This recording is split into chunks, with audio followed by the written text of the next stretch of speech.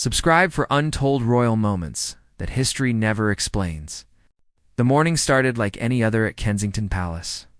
Guard Harrison Mills stood at his usual post near the private family wing, his back straight and eyes forward. He had been serving the royal family for 8 years now, and he knew the routines by heart. The children would usually be up by 7, their laughter echoing through the hallways as they prepared for school. Princess Charlotte, with her bright smile and curious nature, often waved at him as she passed by with her nanny. That Tuesday morning felt different, though. There was tension in the air that Harrison could not quite place. He had noticed it the moment he arrived for his shift. The staff moved quickly through the corridors, their faces tight with worry. Whispered conversations stopped abruptly when anyone in uniform walked past. Something was happening behind the closed doors of the palace, something that made even the most experienced staff members nervous. Around 10 in the morning, Harrison was asked to move his position. His supervisor, a stern man named Thompson, told him to stand near the east corridor, close to the private meeting rooms. This was unusual. That area was typically guarded by more senior officers, those who had been with the family for decades. Harrison did not question the order. He simply nodded and took his new position, standing perfectly still beside a large oak door. The corridor was quiet, too quiet. Harrison could hear his own breathing, the soft tick of the antique clock on the wall, and nothing else. He had been standing there for maybe 20 minutes when he heard voices from inside the room. At first, they were muffled, impossible to understand. But then someone's voice rose sharply, cutting through the heavy door like a knife. It was Queen Camilla's voice. Harrison recognized it immediately. She was speaking to someone, her tone firm and commanding. He tried not to listen. Royal guards were trained to be invisible, to see nothing and hear nothing that happened in the private moments of the family. But the door was old, and sound traveled easily through the gaps. "The arrangements have been made," Camilla said, her voice clear now. "Charlotte will be removed from the line of succession. The announcement will be handled quietly, but it must be done soon." Harrison felt his blood run cold. He must have heard wrong. Princess Charlotte, the young girl who loved horses and drawing, removed from the line of succession? It made no sense. She was the daughter of the future king, beloved by the public, and only a child. Why would anyone want to remove her from her royal position? Another voice responded, calmer and lower. Harrison could not make out the words, but it sounded like they were questioning the decision. Camilla's response was immediate and sharp. "I am aware of the complications," she snapped. "But this family needs stability, and Charlotte's presence creates uncertainty. The boy is enough. One heir is simpler to manage." Harrison's hands trembled slightly at his sides. He forced them still. His training kicked in, reminding him to remain emotionless, to be nothing more than a statue. But inside, his mind was racing.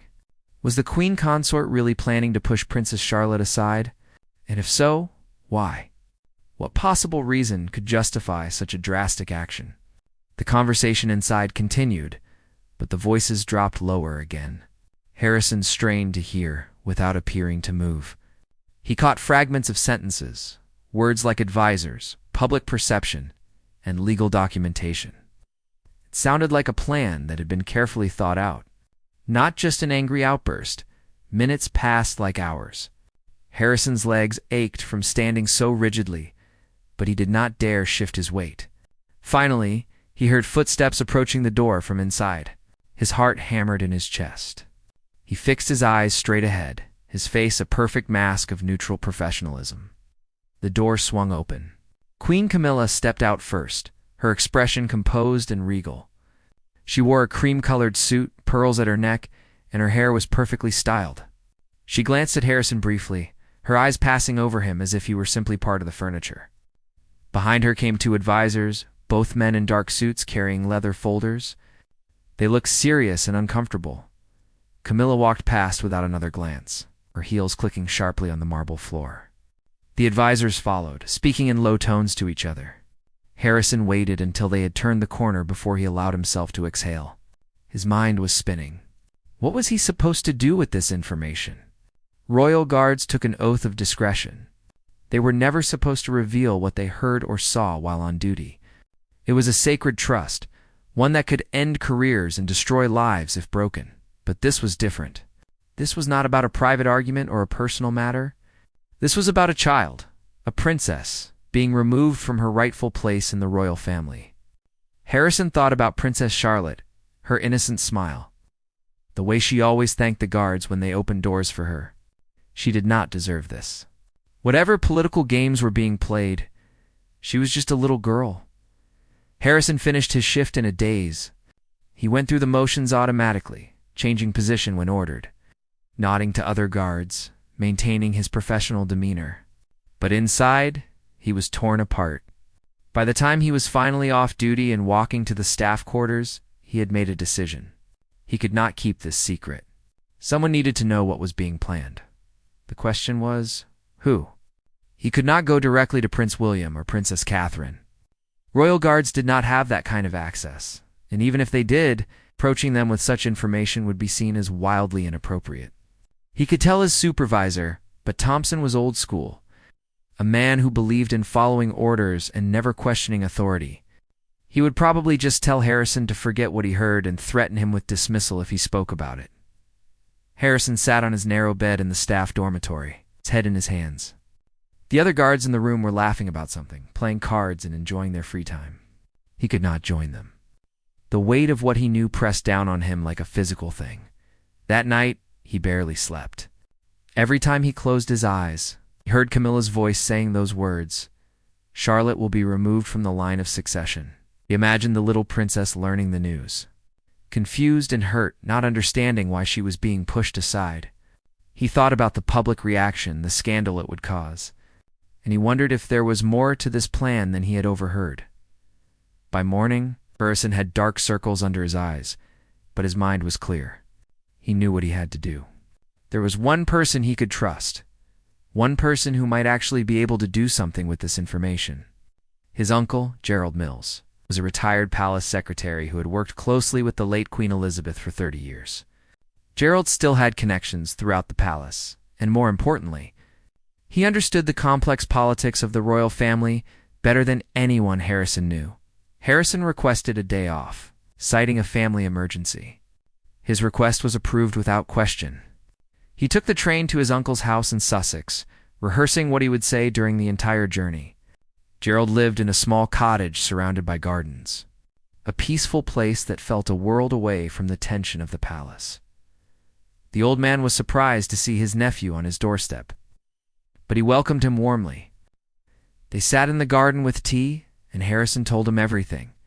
Gerald listened without interrupting, his weathered face growing more serious with each word. When Harrison finished, his uncle sat in silence for a long moment, staring at the roses blooming along the garden wall. "You are certain of what you heard?" Gerald asked finally. "Absolutely certain," Harrison replied. It was Queen Camilla's voice, and she was giving specific orders about removing Princess Charlotte from the succession. Gerald nodded slowly, his fingers drumming on the arm of his chair. "This is dangerous information, Harrison. If you are wrong, or if people think you are lying, your career will be over. You could face legal action for breaching your confidentiality agreement." "I know," Harrison said, "but I cannot just pretend I heard nothing. That little girl deserves better." His uncle smiled sadly. "You have your grandmother's conscience. She was the same way, always standing up for what was right, no matter the cost." He paused, then stood up. "Come inside. I need to make some calls." Gerald spent the next 3 hours on the phone in his study, while Harrison waited anxiously in the living room. The young guard could hear his uncle's voice rising and falling, sometimes urgent, sometimes calm and measured. He wondered who Gerald was calling and what they were saying. The afternoon sun moved across the sky, casting long shadows through the cottage windows. And still, Gerald remained behind the closed door of his study. When the old man finally emerged, he looked exhausted. He poured himself a whiskey, something Harrison had rarely seen him do, and sat down heavily in his favorite armchair. His hand shook slightly as he raised the glass to his lips. "I spoke with 3 people I trust," Gerald said quietly. "People who were close to Queen Elizabeth and who still have influence in palace circles. They are all deeply concerned by what you have told me." Apparently, there have been rumors for months now about tensions between Camilla and the Cambridge children, particularly Charlotte. Harrison leaned forward. What kind of tensions? The kind that come from power and legacy, Gerald explained. Camilla has always been in a difficult position. She is queen consort, but she was not born into royalty. Some say she feels threatened by the younger generation, especially the children who represent the future of the monarchy. Charlotte, in particular, has captured the public's heart. She is confident, intelligent, and has that special quality that the late queen had. People love her. So this is about jealousy? Harrison asked, feeling anger rise in his chest. Gerald shook his head. It is more complicated than that. It is about control and influence. If Camilla can reshape the line of succession, reduce the number of direct heirs, she believes it will give King Charles's reign more stability. Fewer heirs mean fewer complications, fewer people to manage, fewer potential conflicts in the future. But Charlotte is just a child, Harrison protested. She has not done anything wrong. She is simply being herself. I know, Gerald said sadly. But in the world of royal politics, innocence does not offer protection. Sometimes it makes you more vulnerable. He set his glass down and looked directly at his nephew. The people I spoke with want to meet you. They want to hear your account firsthand. Are you prepared for that? Harrison nodded without hesitation. When? Tomorrow evening. There is a private club in London where former palace officials sometimes gather. You will tell your story there, and they will decide what to do with the information. But Harrison, you must understand something. Once you do this, there is no going back. Your life will change. Even if you are protected, even if people believe you, you will have made powerful enemies. The young guard spent a sleepless night at his uncle's house, turning everything over in his mind. He thought about his career, the years he had spent working his way up through the ranks of royal security. He thought about his mother, who was so proud that her son protected the royal family. He thought about the quiet life he had built, the routine and stability that came with his job. All of it could disappear in an instant. But then he thought about Princess Charlotte again. He remembered the day she had fallen on the palace steps and scraped her knee. She had not cried, even though it must have hurt. Instead, she had gotten up, brushed off her dress, and thanked the guard who had helped her to her feet. She had such courage, such grace, even as a young child. How could he stand by and let her be cast aside? The next evening, Harrison put on his civilian clothes and traveled to London with his uncle. The private club was tucked away on a quiet street in Mayfair, the kind of place that did not advertise its presence. Inside, the walls were lined with dark wood paneling and old paintings. It smelled of leather and aged whiskey. Gerald led him to a private room on the second floor. 3 people were waiting for them. An elderly woman with silver hair and sharp eyes introduced herself as Lady Patricia Worthington, former lady, in waiting to Queen Elizabeth. Beside her sat a distinguished man in his 60s named Sir Robert Hammond, who had served as a senior private secretary. The third person was younger, maybe in her 40s, with dark hair and an intense gaze. She was introduced simply as Margaret, a legal advisor who specialized in constitutional matters. They invited Harrison to sit and offered him tea. She accepted with trembling hands. Then Lady Patricia leaned forward, her eyes fixed on him with laser focus. "Tell us everything," she said. "Do not leave out any detail, no matter how small." Harrison took a deep breath and recounted the entire story. He described the unusual change in his guard position, the conversation he had overheard, the specific words Camilla had used. He explained how certain he was of what he had heard, how the voices had been clear despite the door between them. The 3 listeners did not interrupt. They simply watched him, occasionally exchanging glances with each other. When he finished, silence filled the room. Sir Robert was the first to speak. "This aligns with other concerning reports we have received," he said carefully. "There have been irregular meetings at the palace, private consultations with constitutional lawyers, unusual requests for historical documents regarding changes to succession. We have been monitoring the situation, but we had no concrete evidence of what was being planned. Your testimony provides that evidence." Margaret, the legal advisor, opened a folder and pulled out several documents. If Queen Camilla is indeed planning to remove Princess Charlotte from the line of succession, She would need to convince King Charles to support this action. Then they would need to work with Parliament, as any change to the succession requires legal approval. It would not be simple or quick, but it could be done? Harrison asked. Theoretically, yes, Margaret replied. There are precedents for changes to succession, though nothing quite like this in modern times. The real question is whether they could do it quietly, without public backlash. I suspect that is why they are moving carefully, building support behind the scenes before making any announcement. Lady Patricia stood and walked to the window, looking out over the darkening street. The public adores Charlotte, she said. If this plan became known, there would be outrage. The monarchy has survived many scandals, but turning against a beloved child? That could cause irreparable damage. So what do we do? Harrison asked. I did not come forward just to talk about it. I want to stop this from happening. Sir Robert exchanged looks with the two women. We need to approach Prince William and Princess Catherine directly. They must be made aware of what is being planned. This involves their daughter, and they have a right to know and to fight back. But I am just a guard, Harrison said. I cannot simply walk up to the Prince of Wales and tell him this. He would never believe me. I will not be approaching him alone, Lady Patricia said firmly. We will arrange a private meeting.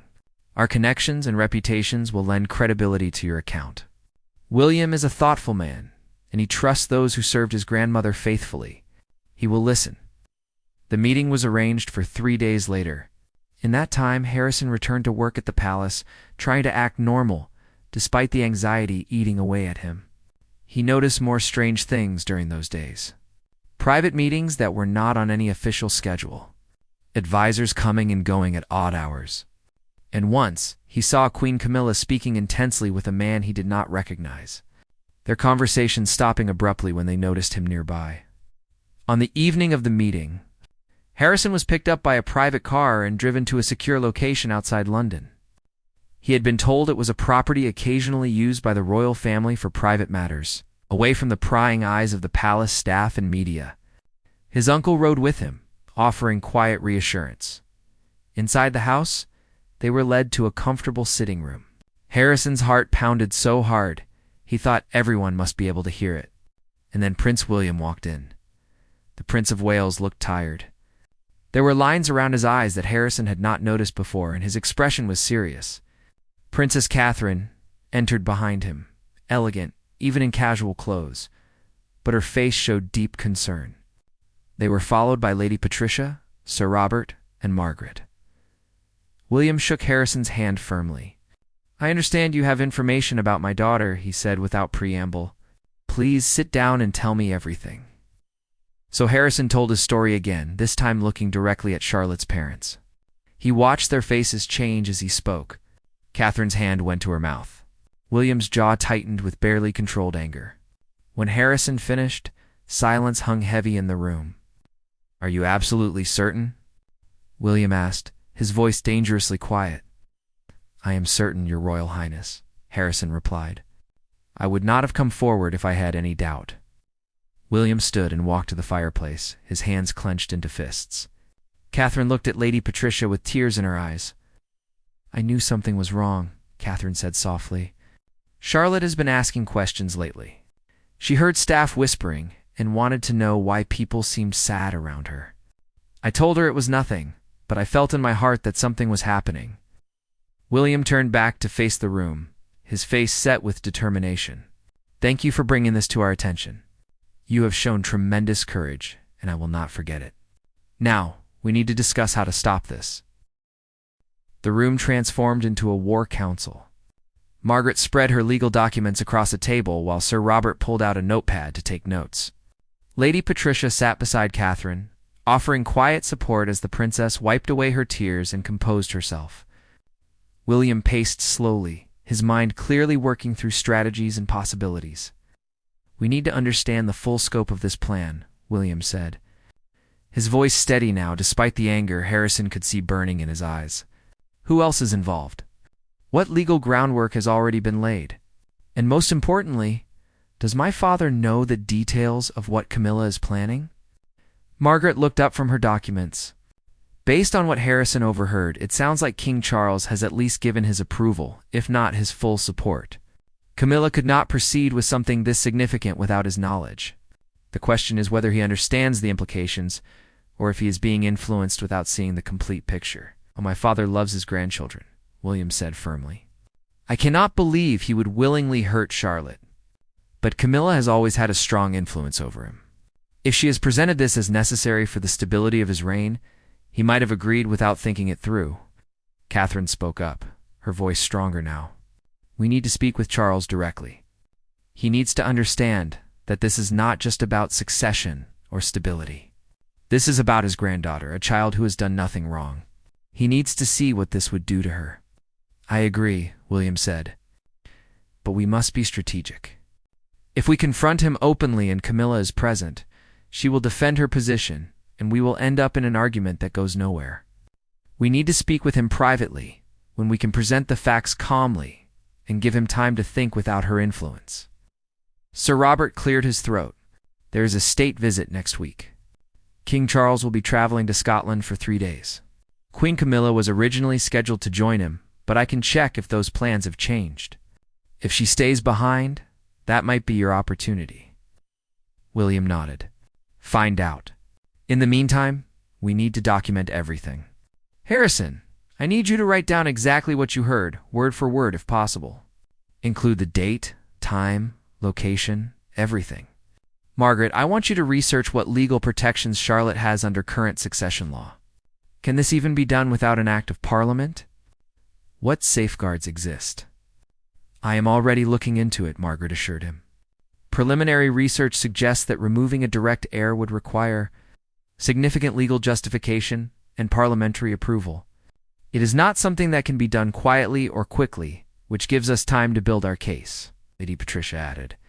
"We should also consider the public dimension. The British people have a voice in matters like this. If they knew what was being planned, the outcry would be enormous. Charlotte represents the future of the monarchy in a way that resonates with people. She is young, innocent, full of promise. Taking that away from her would be seen as cruel and unnecessary. I do not want to make this public unless we have no other choice," William said. "My children deserve privacy and protection. If this becomes a media circus, Charlotte will be hurt regardless of the outcome. We handle this within the family first." The meeting continued for 2 more hours. They discussed contingency plans, legal options, and potential allies within the palace and government who might support their position. Harrison answered questions about every detail of what he had overheard, sometimes closing his eyes to recall exact phrases. His uncle Gerald sat quietly in the corner, occasionally offering insights from his decades of palace experience. Finally, as the night grew late, William called an end to the meeting. He approached Harrison and placed a hand on the young guard's shoulder. "You have put your career and possibly your safety at risk for my daughter," William said quietly. "I want you to know that Catherine and I will never forget what you have done. Whatever happens, you will be protected. You have my word." Harrison felt emotion welling up in his throat. "I just want Princess Charlotte to be safe and happy, Your Royal Highness." "She deserves that." "She does," William agreed. "And we are going to make sure she gets it." In the days that followed, things moved quickly. Sir Robert confirmed that Queen Camilla had indeed decided not to join the king on his Scotland trip, citing other commitments. This was unusual, as she typically accompanied Charles on such visits. It suggested she was staying behind to continue working on her plan. William arranged a private meeting with his father at Balmoral, the royal estate in Scotland. He told Charles that he needed to discuss important family matters and preferred to do so without staff or advisors present. The king, perhaps sensing the seriousness in his son's tone, agreed immediately. Meanwhile, Margaret's legal research uncovered something significant. There were indeed protections in place for direct heirs to the throne. Removing Princess Charlotte from the line of succession would require not just the king's approval, but also a formal request to Parliament. A detailed legal justification, an extensive review by constitutional experts. The process could take months, possibly years. More importantly, there were several members of Parliament who would likely oppose such a move, particularly those who championed children's rights and gender equality in succession. "This is actually good news," Margaret explained during a follow-up meeting. "It means they cannot act quickly or quietly. Every step of the process would be documented and reviewable. If we can stop the initial momentum, we can prevent this from ever moving forward." Catherine had spent her time differently. She had begun quietly reaching out to trusted friends and allies within royal circles, gauging their reactions to hypothetical questions about succession and Charlotte's future. What she found was encouraging. Almost everyone she spoke with expressed strong support for Charlotte remaining in her rightful position. Some even mentioned that they had heard concerning rumors and were worried about what they meant. "People are starting to talk," Catherine reported. "The rumors are spreading despite efforts to keep things quiet. That works in our favor. Public awareness might actually protect Charlotte by making it politically impossible to move forward with the plan." Harrison, meanwhile, had been called into his supervisor's office. Thompson looked at him with an expression that was hard to read. "I have heard some interesting things about you lately, Mills," the supervisor said slowly. "Stories about you meeting with former palace officials and members of the royal family. Care to explain?"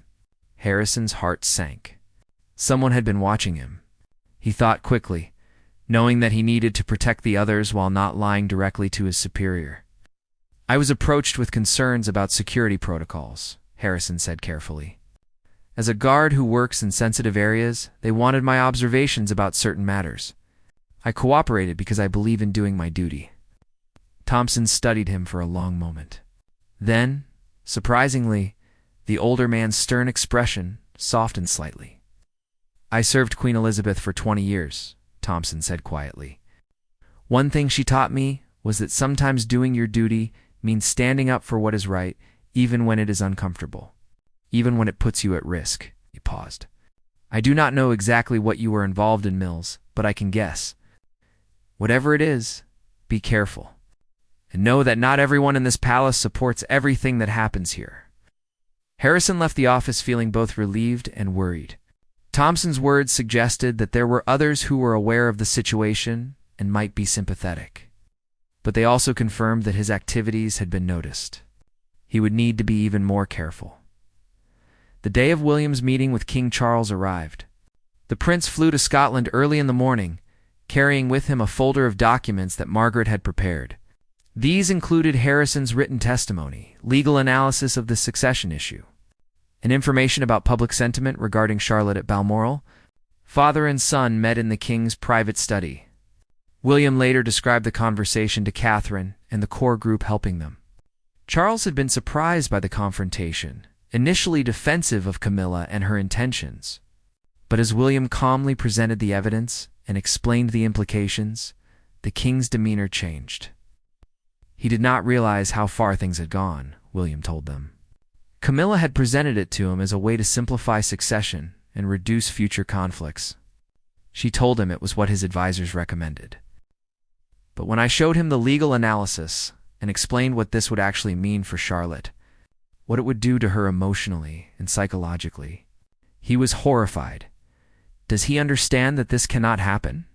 Catherine asked urgently. "He does now," William confirmed. "He asked me to give him time to handle it with Camilla.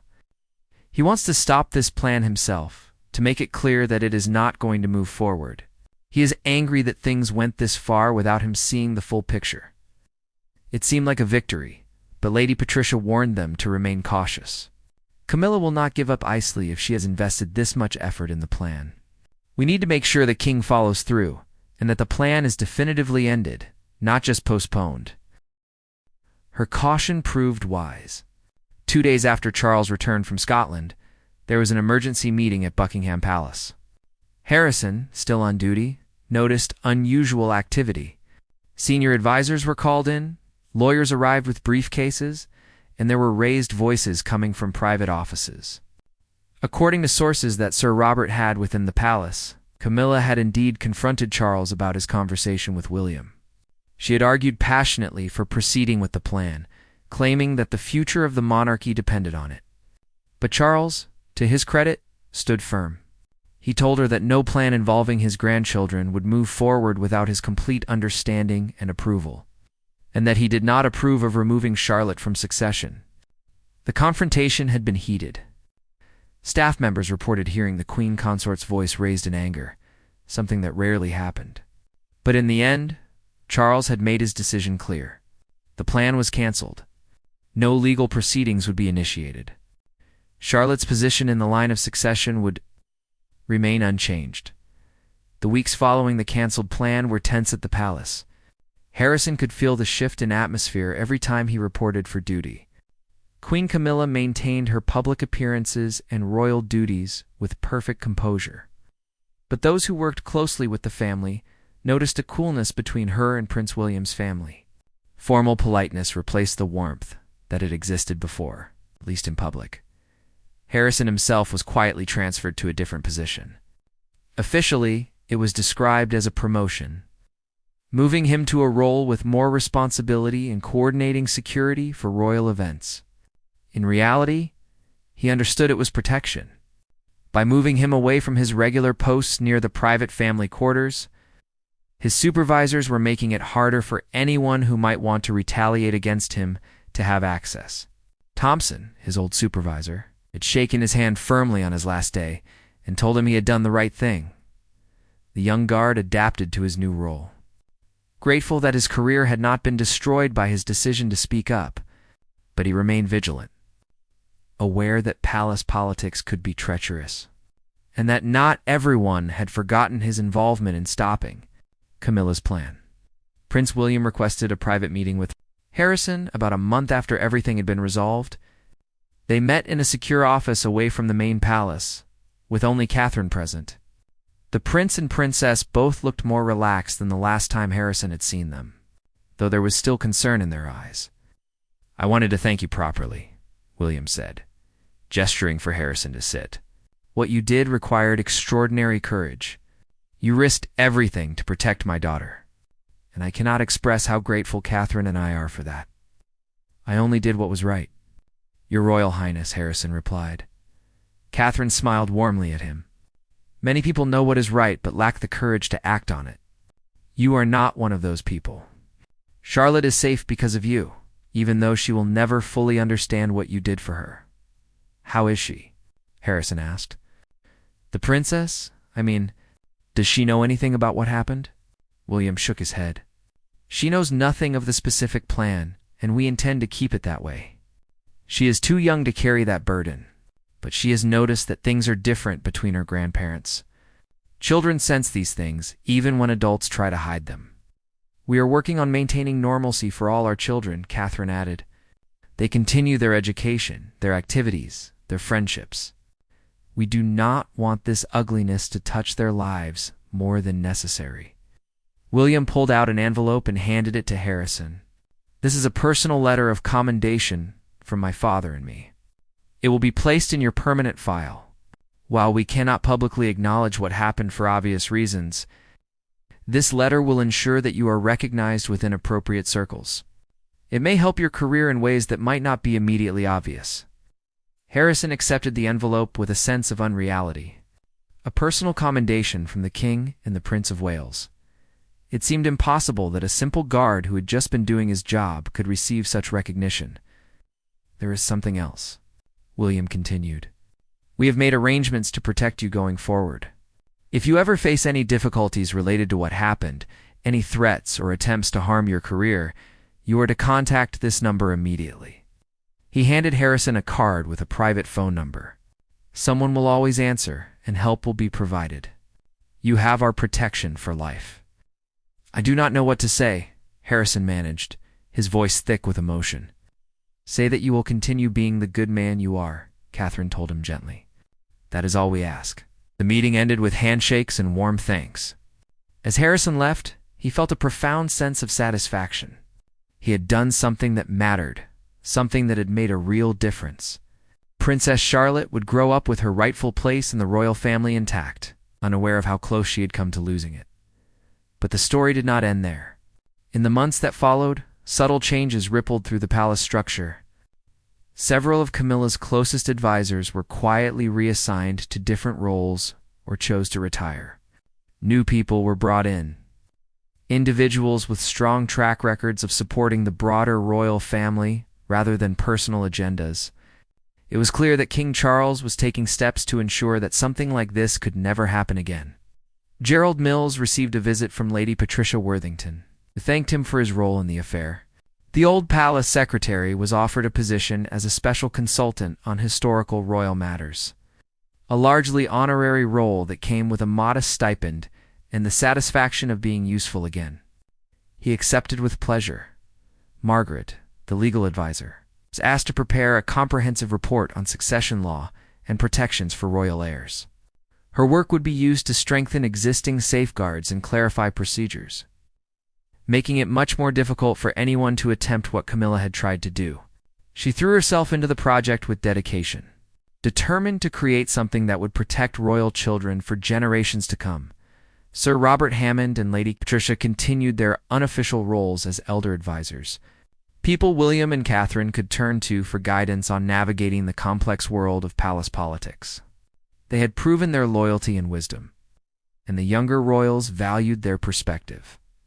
As for Queen Camilla, she continued her public duties without any outward sign that anything had changed. She attended events, gave speeches, and performed her role as queen consort with the same professionalism she had always shown. But those close to the situation noticed differences. She was more careful in her interactions with William's family, more formal and distant. The warmth that had sometimes shone through was gone, replaced by polite correctness. The public remained largely unaware of what had almost happened. There were occasional rumors in tabloids about tensions between different branches of the royal family, but nothing specific. The careful work of everyone involved had kept the matter private, protecting Charlotte from the media scrutiny that would have been devastating. Princess Charlotte herself continued to grow and thrive. She excelled in her studies, particularly in art and languages. She maintained her love of horses and spent many happy hours riding at the royal estates. Her relationship with her siblings remained strong, and she showed the same grace and warmth that had made her beloved by the public since birth. On her 9th birthday, there was a small private celebration at Kensington Palace. Family members gathered, gifts were opened, and a beautiful cake was shared. Harrison was on duty that day, stationed in a corridor where he could see the family garden through a window. He watched as Charlotte played with her brothers, laughing and running through the grass completely carefree. William noticed Harrison watching and walked over to him. The prince stood beside the guard for a moment, both of them looking at the children playing. "Oh, she is happy," William said quietly. "That is what matters most. That all my children can grow up happy and secure in who they are." "She is a special young lady," Harrison replied. "The whole country can see it," William agreed. "And thanks to people like you, she will have the chance to become whoever she is meant to be, without that being taken from her prematurely." He glanced at Harrison.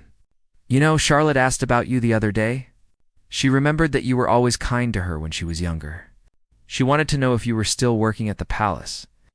Harrison felt warmth spread through his chest. "What did you tell her?"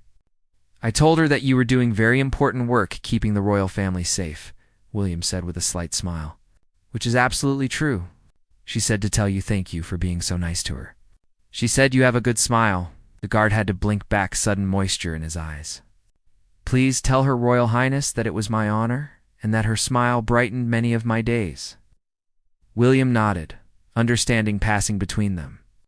Then he returned to his family, and Harrison remained at his post, continuing his duty of watching over those who could not watch over themselves. Years would pass. Princess Charlotte would grow into a young woman, educated and poised, ready to take her place as a working member of the royal family when the time came. She would never know the full story of what had almost happened when she was just a child. Would never understand how close she had come to losing her position and identity. But others would remember. Harrison would tell the story to his own children one day, teaching them about courage and doing the right thing, even when it is difficult. Gerald would include it in his private memoirs. It's a document that would be sealed for decades, but would eventually provide historians with insight into the inner workings of the modern monarchy. Margaret would reference it in her academic work on succession law, though always in careful, anonymous terms. The incident became one of those moments that define people's characters. For Harrison, it was proof that one person, regardless of their position or status, could make a difference when they stood up for what was right. For William and Catherine, it was a reminder that they needed to remain vigilant in protecting their children, not just from external threats, but from those within their own family who might have conflicting interests. For King Charles, it was a painful lesson about the need to question even those closest to him, to look beyond personal relationships and consider the broader implications of decisions. He became more involved in matters concerning his grandchildren after that, making sure he had direct information rather than relying solely on others' interpretations. And for Queen Camilla, though she never publicly acknowledged what had happened, it marked a turning point. She remained in her role and continued her duties. But she understood that there were limits to her influence and that some lines could not be crossed without consequences. The British monarchy, that ancient institution that had survived so many challenges over the centuries, had navigated another crisis. It had bent but not broken, adapted but not abandoned its core purpose of providing continuity and stability. And at the heart of it all was a young princess who continued to grow up surrounded by love and protection, blessed with opportunities but also grounded in duty and service. Harrison Mills remained in royal service for many more years. He advanced through the ranks, eventually becoming a senior security coordinator. He trained younger guards, passing on not just tactical skills, but also the values that had guided his own actions that fateful day. When he overheard a conversation that would change everything, sometimes during quiet moments between shifts, he would walk past the garden where Princess Charlotte had played as a child. He would remember her laughter, her innocent smile, and feel satisfied knowing that he had played a small part in preserving her future. It was not glory or recognition that he sought. It was simply the knowledge that when tested, he had chosen correctly. That knowledge, he often reflected, was worth more than any medal or promotion could ever be. It was the quiet satisfaction of knowing that you stood for something good when it mattered most. And in the end, that was what being a royal guard was truly about. Not just standing watch over buildings or following protocols, but protecting the people within those buildings, especially those who could not protect themselves. The story would remain mostly hidden, a secret known only to a select few, but its impact would echo through the years, shaping decisions and influencing how the royal family approached succession and family dynamics. In somewhere in the future, when Princess Charlotte eventually took her place as a senior working royal, she would do so with confidence and grace, never quite knowing how close she had come to losing that opportunity or who had fought to preserve it for her. The sun set on another day at the palace, and Harrison Mills returned to his duties. Just another guard in the long tradition of men and women who had served the crown with honor and integrity. His story was not in the history books, and his name would not be remembered by the public. But in the quiet moments when he looked in the mirror, he saw someone who had made a difference when it counted. And that was enough.